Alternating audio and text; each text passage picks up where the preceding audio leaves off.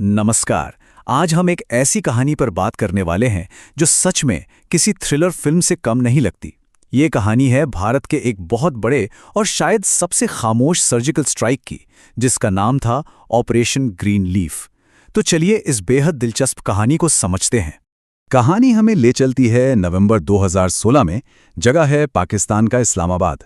रात के 8:15 बज रहे थे और एक टॉप सीक्रेट बेहद महफूज जगह पर कुछ बहुत बड़ा होने वाला था।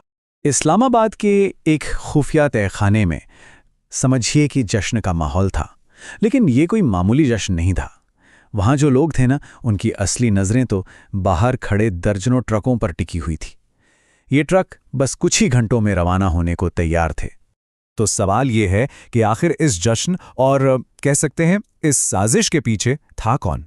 जो जानकारी सामने आती है उसके मुताबिक उस तहखाने में मौजूद थे पाकिस्तान की खुफिया एजेंसी ISI के major Iqbal, underworld don Dawood Ibrahim और इस पूरे खेल के जो मास्टरमाइंड थे खनानी ब्रदर्स।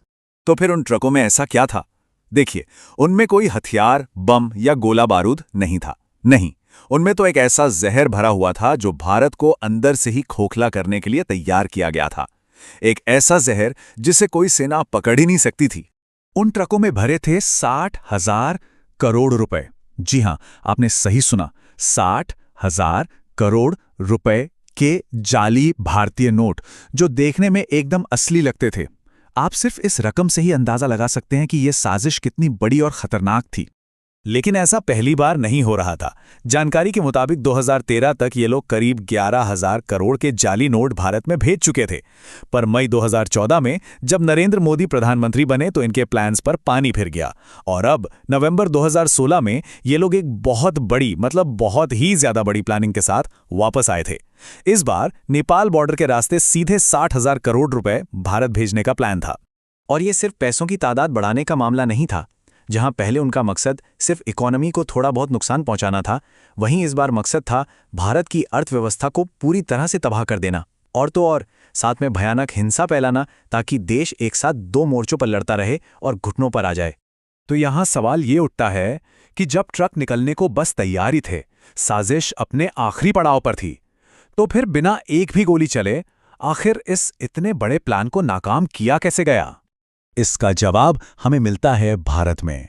ठीक उसी वक्त इस्लामाबाद के उस तहखाने में जो टीवी चल रहा था, उस पर अचानक एक ब्रेकिंग न्यूज़ फ्लैश हुई। एक ऐसी खबर जिसने सब कुछ बदल कर रख दिया। खबर क्या थी?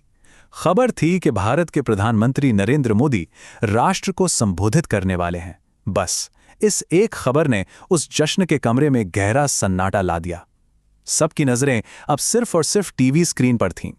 और फिर प्रधानमंत्री मोदी का वो एक फैसला, एक घोषणा, जिसने इस्लामाबाद के उस तहखाने में मानो भूकंप ही ला दिया। सिर्फ एक ऐलान ने उन 60,000 करोड़ रुपयों को, आप सोचिए, रातों रात सिर्फ रद्दी का कागज बनाकर रख दिया। इसके बाद जो हुआ वो भी किसी फिल्मी सीन से कम नहीं था। दस्तावेजों के हिसाब से तहखाने में बैठे साजिशकर्ता बिल्कुल सन्न रह गए।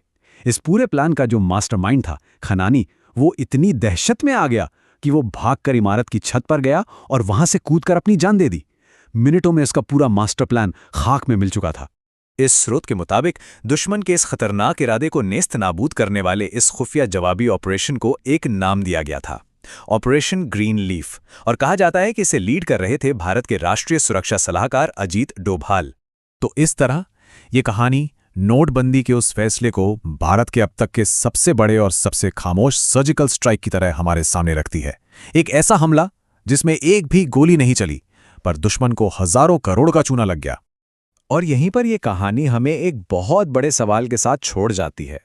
क्या कोई आर्थिक नीति, कोई इकोनॉमिक पॉलिसी सच में एक सर्जिकल स्ट्राइक हो सकती है? ये एक ऐसा सवाल है जो इस पूरी घटना को देखने का नजरिया ही बदल देता है।